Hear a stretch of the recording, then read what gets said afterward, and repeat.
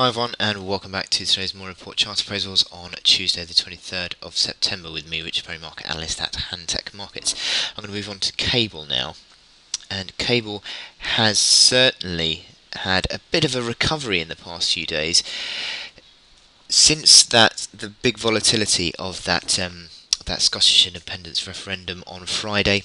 It's just started to really gain a bit more upside, but in the early hours today, you've had a bit of wanging around actually on cable. It's been a bit volatile actually. Once again, I thought that we were starting to find a bit more of a steady aim of trending, but today's trading has been fairly volatile, sharply lower and then rebounding in the last few minutes. In fact, on that cable chart, but I still think that we're in this bit.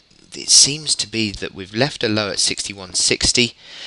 And also I think that now with this, go back on the daily chart, the fact that we've come back to find support bang on that $1.6282 gap resistance. I think that with that in mind, I think that is a fairly positive move on this cable chart. And yesterday, obviously, again with the almost consistent gains throughout the day, I think that there is the possibility of something going on here. But you now need to get cable is challenging this big downtrend resistance of the 10-week downtrend that it's been in since that big peak back in mid-July, and that is being tested today, and that is I think that is obviously the first hurdle that we now need to get over.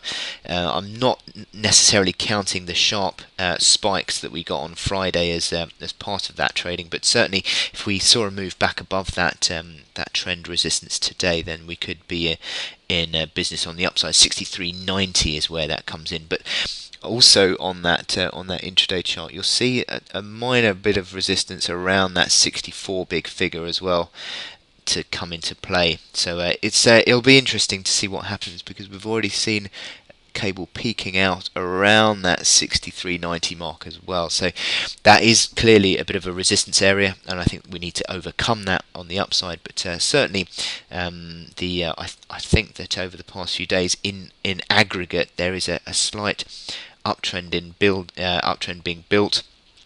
And it'll be interesting to see if we can hold on to that. Looking at the momentum indicators, the RSI forming support around the mid-30s and pushing up, tending certainly in a couple of days at the back end of last week above 70 on the hourly RSI. So that is sort of hinting at a more positive momentum on the RSI.